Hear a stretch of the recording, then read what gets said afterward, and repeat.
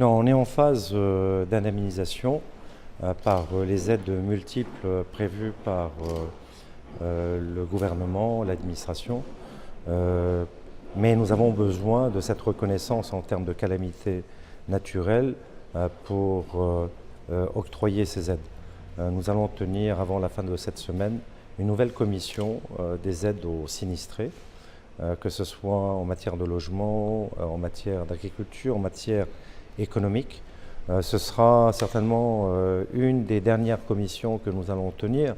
Il est fort possible qu'il y ait encore une commission ultérieure en fonction de ce qui va rester, mais nous avions besoin d'intégrer ces deux secteurs à l'intérieur de notre arrêté sur les calamités naturelles et procéder aux dernières aides qui sont nécessaires. Nous sommes toujours dans notre mouvement de transition numérique, de transformation digitale de notre société polynésienne.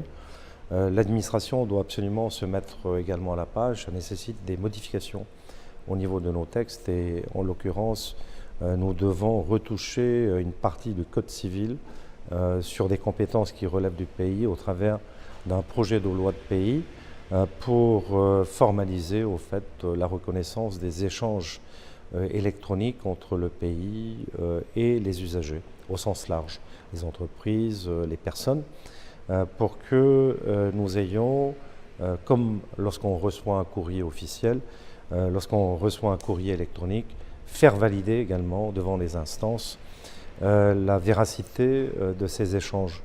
Nous comptons également créer ce qu'on appelle un coffre-fort électronique pour permettre l'archivage, je dirais, de tous les documents administratifs qui sont constitués, voire échangés, pour que ce coffre-fort soit toujours à la disposition à la fois de l'administration mais des usagers en tant que besoin, et ce 24 heures sur 24. Aujourd'hui, au fait, il est prévu dans le cadre de notre code de la route et surtout pour les jeunes qui souhaitent passer leur permis de conduire, la possibilité d'effectuer des conduites à accompagner, généralement avec des parents, mais avec une obligation de réaliser au moins 3000 km de conduite accompagnée.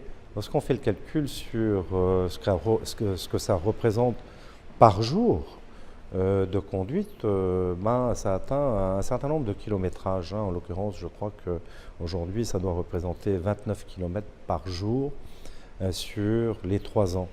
En permettant d'abaisser de 16 ans à 15 ans la possibilité d'être en conduite accompagnée, on abaisse en même temps le nombre de kilométrages nécessaires, ce qui rend possible véritablement pour les jeunes qui arrivent à 18 ans de pouvoir s'inscrire pour passer leur permis de conduire au travers des auto-écoles d'abord et puis bien sûr en passant auprès des services du transport pour leur code et leur conduite.